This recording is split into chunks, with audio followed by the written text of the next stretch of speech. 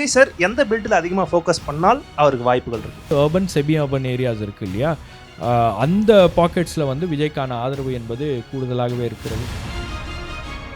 ரீசெண்டாக எஸ்ஏஆர் நடந்துச்சு, அதோட இம்பாக்ட் வந்து இந்த எலெக்ஷனில் எப்படி இருக்குன்னு எஸ்ஏஆரும் வந்து ஒரு பெரிய இம்பாக்ட் கிரியேட் பண்ணும்.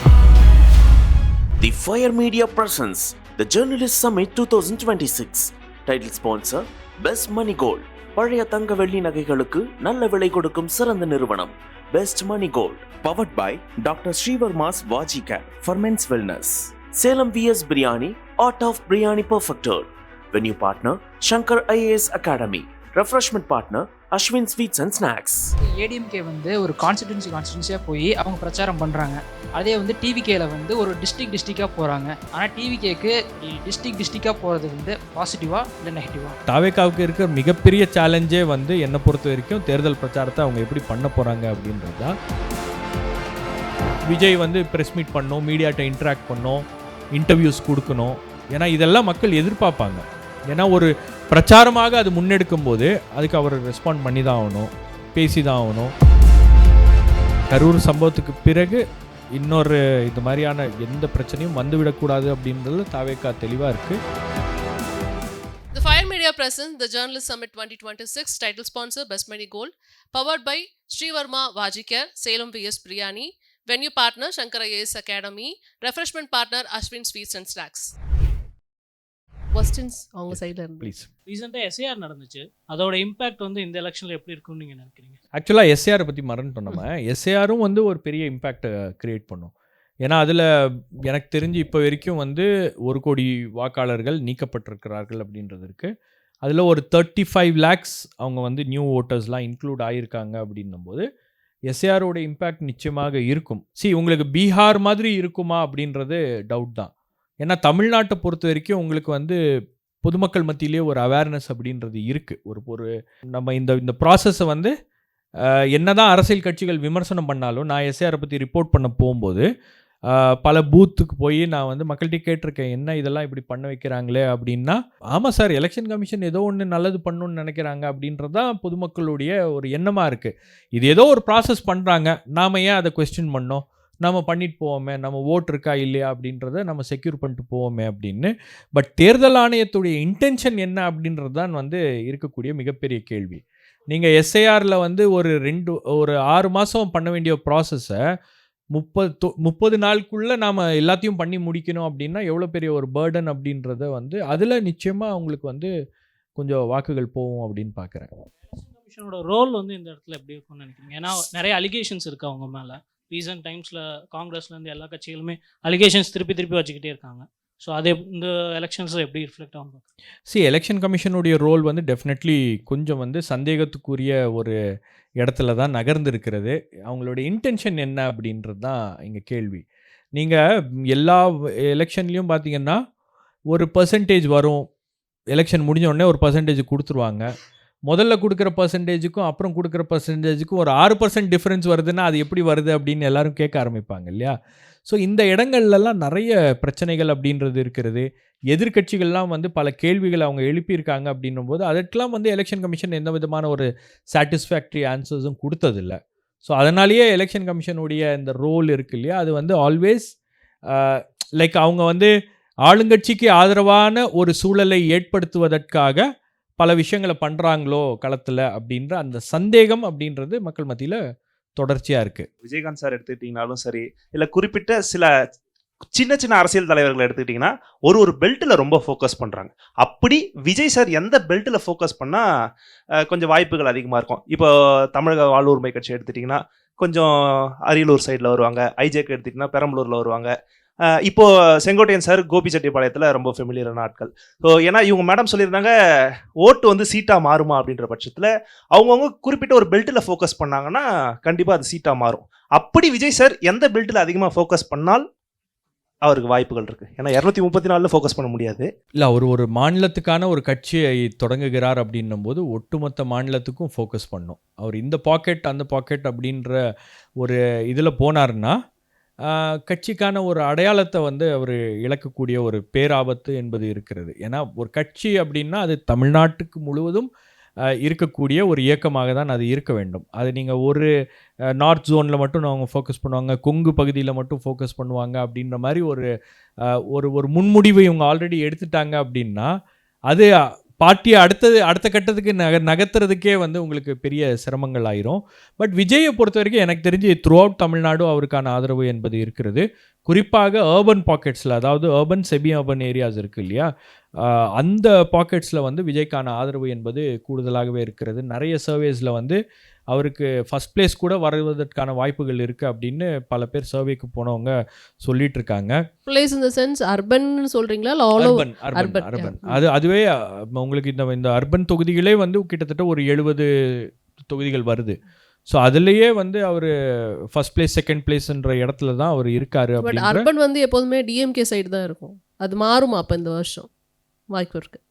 யூ நெவர் நோ, மக்கள் என்ன முடிவு பண்ணுறாங்க அப்படின்றது தான். நீங்கள் எம்ஜிஆர் அரசியலுக்கு வரும்போது சொன்னாங்க, எம்ஜிஆருக்கெலாம் வந்து மக்கள் ஓட்டு போட மாட்டாங்க, எம்ஜிஆரை பார்க்க தான் வருவாங்க, எம்ஜிஆர் பேசுகிறத கேட்கலாம் வரமாட்டாங்க, எம்ஜிஆருக்கு கட்டமைப்பு இல்லை, அவரோட கூட கூடியவங்கெல்லாம் வந்து பெரிய ஆட்கள்லாம் கிடையாது, பணபலம் எல்லாம் ஒன்றும் இல்லை, பணக்காரங்கள்லாம் யாரும் இல்லை, எல்லா கேண்டிடேட்டும் வந்து இது ஒரு சில தலைவர்கள் இருந்தாங்க அவங்களோட எம்ஜிஆரை வழி நடத்தக்கூடிய தலைவர்கள். பட் கட்டமைப்பு ரீதியாக பார்த்தீங்கன்னா உங்களுக்கு அப்படிலாம் இருக்காது. அது வந்து ஃபேன் கிளப்பை வச்சுலாம் ஒன்றும் பண்ணிட முடியாது, சாதிக்க முடியாது அப்படின்னாங்க. பட் அதையெல்லாம் மீறி தான் வந்து அவர் மக்கள் ஏற்றுக்கிட்டாங்கல்ல, மக்கள் முடிவு பண்ணாங்கல்ல. அதே மாதிரி என்டிஆர் கட்சி ஆரம்பிக்கும் போது கூட அப்படி தான் சொன்னாங்க, என்டிஆர் எல்லாம் பார்க்க தான் வராங்க, அவரை வந்து ஓட்டெல்லாம் போட்டு தேர்ந்தெடுத்துட மாட்டாங்க அப்படின்னு பெரிய பெரிய ஜாம்பவான்கள்லாம் சொன்னாங்க. ஆனால் தேர்தல் முடிவுகள் அப்படின்றது வேறு விதமாக அது வந்து இது காட்சி. ஒரு லீடரை பொறுத்த வரைக்கும் விஜய் கனெக்ட் ஆகிறாரா பப்ளிக்கோட, நான் யோசிக்கக்கூடிய விஷயங்களை அவர் பேசுகிறாரா, என்னுடைய அன்றாட வாழ்க்கையில் எனக்கு ஏற்படுகின்ற அந்த பாதிப்புகளை எல்லாம் குறைப்பதற்கு இந்த அரசாங்கம் என்ன செய்கிறது, அந்த விஷயங்கள்லாம் அவர் செய்ய தயாராக இருக்கிறாரா. ரெண்டாவது, இளைஞர்களுடைய மிகப்பெரிய பிரச்சனையாக இருக்கக்கூடியது வேலைவாய்ப்பு, அதே போல் ட்ரக் இஷ்யூ இன்றைக்கி வந்து தமிழ்நாட்டில் பெரிய அளவுக்கு இருக்குது, லா அண்ட் ஆர்டர் இஷ்யூ, பெண்கள் பாதுகாப்பு அப்படின்னு ஏகப்பட்ட பிரச்சனைகள் இருக்குது. இது குறித்தெல்லாம் அவர் பேசுகிறாரா, என்ன பாலிசிஸ் வச்சுருக்காரு. ஃபார் எக்ஸாம்பிள் இன்றைக்கி எஜுகேஷன் அப்படின்னா ஸ்கூல் எஜுகேஷனுக்கு என்ன பாலிசி வச்சுருக்காரு, ஹையர் எஜுகேஷனுக்கு என்ன பாலிசி வச்சுருக்காரு, இன்றைக்கி முனிசிபல் அட்மினிஸ்ட்ரேஷன் டிபார்ட்மெண்ட்டை வந்து சீரமைக்கிறதுக்கும் மாற்றுறதுக்கும் என்ன பாலிசிஸ் வச்சுருக்காரு. நாம் ஏங்க இவ்வளோ வருஷம் கழித்து இவ்வளோ டேக்ஸ் கட்டி இன்னும் வந்து குண்டும் குழியுமாக இருக்கக்கூடிய சாலைகளில் விழுந்து எஞ்சி வீட்டுக்கு போகணும், வேலைக்கு போகணும் அப்படின்ற சூழல் எங்களுக்கு ஏன் ஏற்படுது, அதுக்கு அவங்க என்ன பண்ண போகிறாங்க. இன்றைக்கி நாம் ஒரு அரசாங்க மருத்துவமனைக்கு போகிறோன்னா நமக்கு வந்து ஒரு பெஸ்ட்டு ட்ரீட்மெண்ட் கிடைக்குதா.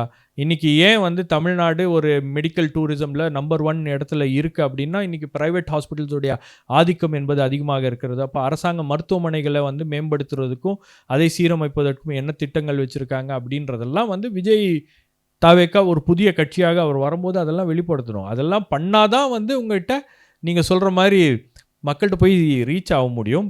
குறிப்பாக பெண்களுடைய பாதுகாப்பு, பெண்கள் பிரச்சனை, ஏகப்பட்ட இஷ்யூஸ் இருக்கு இல்லையா, இது எல்லாமே அவர் பேசணும் அப்படின்றது தான் கட்டாயம். இனிஷியல் ஸ்டேஜஸில் வந்து அவங்க ஒரு எம்எல்ஏ சீட்டாவது வந்ததுக்கு அப்புறம் தான் இதை பேச முடியும். சப்போஸ் கமலஹாசன் சார் எடுத்துட்டீங்கன்னா, ஒருவேளை அவர் கோயம்புத்தூரில் ஜெயிச்சிருந்தாருன்னா அவர் ஸ்டாண்ட் இன்னைக்கு வேற மாதிரி இருந்திருக்கும் எலெக்ஷனில். அது கண்டிப்பாக மக்களுக்கு அவங்க மேலே அது நம்பிக்கையை தரும். அதனால இனிஷியல் ஸ்டேஜஸில் எடுத்த உடனே 118ன்றதுக்கு எந்த அளவுக்கு பாசிபிலிட்டின்னு தெரியல. பட் ஏதாவது ஒரு செக்டாரில் ஒரு ஏரியாவில் ஃபோக்கஸ் பண்ணியிருந்தாங்க அப்படின்னா அடுத்த முறை அவங்க மக்களுக்காக குரல் கொடுக்கறதுக்கு இன்னும் வலிமையாக இருக்குமே அப்படின்றது மட்டும்தான் கொஸ்டின். இல்லை புரியுது, பட் ஃபர்ஸ்ட் எலெக்ஷன் அப்படின்னும் போது மேக்ஸிமம் இம்பேக்ட் அவர் கிரியேட் பண்ணாதான் அவருக்கான அடுத்த கட்ட சர்வைவல் அப்படின்றது வந்து உறுதி செய்யப்படும். So one final question. ADMK வந்து ஒரு கான்ஸ்டிடியூன்சியாக போய் அவங்க பிரச்சாரம் பண்ணுறாங்க. அதே வந்து டிவிகேல வந்து ஒரு டிஸ்ட்ரிக்டாக போகிறாங்க.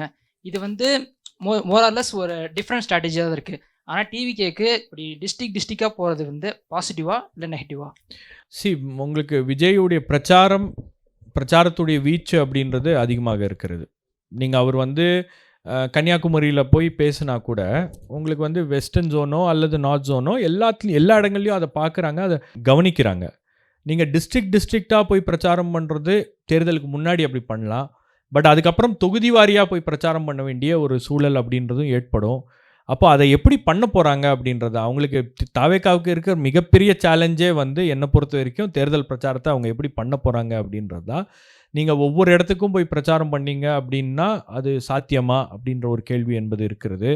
ரெண்டாவது, இவருக்கு கூடுகின்ற அந்த கூட்டங்கள்லாம் வச்சு பார்க்கும்போது அவருக்கு சேஃப்டி இருக்கோ இல்லையோ பப்ளிக் சேஃப்டியை வந்து பிரதானமாக அவங்க வந்து முக்கியமாக கவனம் செலுத்தி ஆக வேண்டும். After what happen in Karur சம்பவத்துக்கு பிறகு நோ எக்ஸ்கியூசஸ். நீங்கள் அதுக்கெலாம் வந்து இல்லை நாங்கள் அப்படி திட்டமிடலை இப்படி திட்டமிடலை அப்படின்லாம் நீங்கள் சொல்ல முடியாது.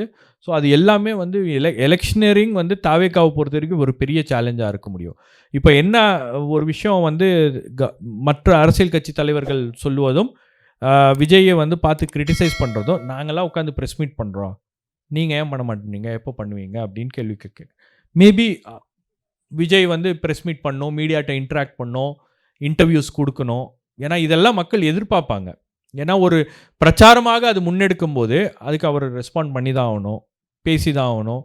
அதே மாதிரி பிரச்சாரங்களை எப்படி அவங்க வந்து கட்டமைக்க போகிறாங்க அப்படின்றது ரொம்ப முக்கியமானது.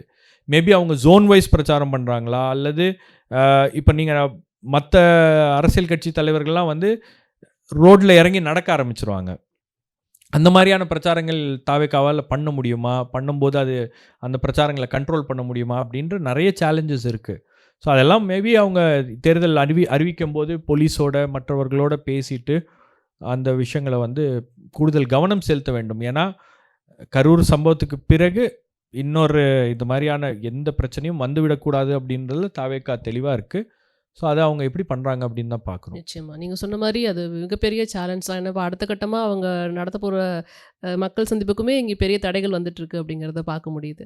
ஸோ நிறைய விஷயங்கள் எங்களுக்காக நீங்கள் வந்து பேசுனீங்க. This is our first event and நீங்கள் வந்தது எங்களுடைய மிகப்பெரிய சந்தோஷம். ஸோ ஒன்ஸ் அகெயின் எல்லா சார்பாகவும் நாங்கள் நன்றி சொல்லிக்கிறோம் sir. Thank you for your time sir. Thank you so much. Thank you so much. All the best for fire media. Thank you. ஒரு எலெக்ஷனுக்கு முன்னாடி இந்த மாதிரி ஒரு ஈவெண்ட்டை நடத்தி they managed to get students. Yes.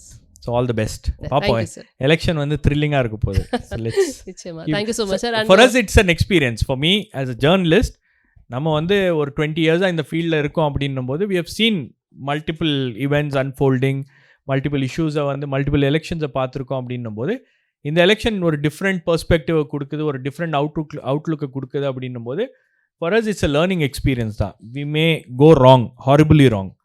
நீங்கள்லாம் இதெல்லாம் சொன்னீங்களே எதுவுமே நடக்கலையே அப்படின்னு சொல்லலாம் maybe. But at the end of the day people என்ன டிசைட் பண்ணுறாங்க, எப்படி டிசைட் பண்ணுறாங்க அப்படின்றத அப்சர்வ் பண்ணுறதுக்கும் லேர்ன் பண்ணுறதுக்கும் ஒரு பெரிய வாய்ப்பு. நிச்சயமா sir. Thank you. Thank you so much sir. INDI alliance வந்து வாங்கின பர்சன்டேஜ் இல்லை அது கேள்விக்குறியாகவே இருக்கட்டுமே. 2021க்கு முன்னாடி இருந்த பர்சன்டேஜ் என்ன டிஎம்கேது? ஒரு இன்கம்பன்ட் கேண்டிடேட்டை நீங்கள் மறுபடியும் செலக்ட் பண்ணுறதுக்கு விரும்புவீங்களா அப்படின்னு கேட்டதுக்கு ஒரு 33% பேர் சொல்லியிருக்காங்க இல்லை யூ ப்ரிஃபர் நியூ பீப்புள். கட்சி மீது ஒரு அதிருப்தி என்பது இருக்கிறது, திமுக மீது கடுமையான அதிருப்தி என்பது இருக்கிறது. இப்போ செய்த ஒரு மிகப்பெரிய தவறு நான் என்ன பார்க்குறேன்னா, presents the Journalist Summit 2026 title sponsor Best Money Gold. பழைய தங்க வெள்ளி நகைகளுக்கு நல்ல விலை கொடுக்கும் சிறந்த நிறுவனம் Best Money Gold. Powered by Dr. Srivarma's Vajicare for Men's Wellness. Salem VS Biryani, Art of Biryani Perfected. Venue partner Shankara AS Academy. Refreshment partner Ashwin Sweets and Snacks. The Fire Media presents the Journalist Summit 2026. Title sponsor Best Money Gold. பழைய தங்க வெள்ளி நகைகளுக்கு நல்ல விலை கொடுக்கும் சிறந்த நிறுவனம் Best Money Gold. Powered by Dr. Srivarma's Vajicare for Men's Wellness. Salem VS Biryani, Art of Biryani Perfected. Venue partner Shankar IAS Academy. Refreshment partner Ashwin Sweets and Snacks.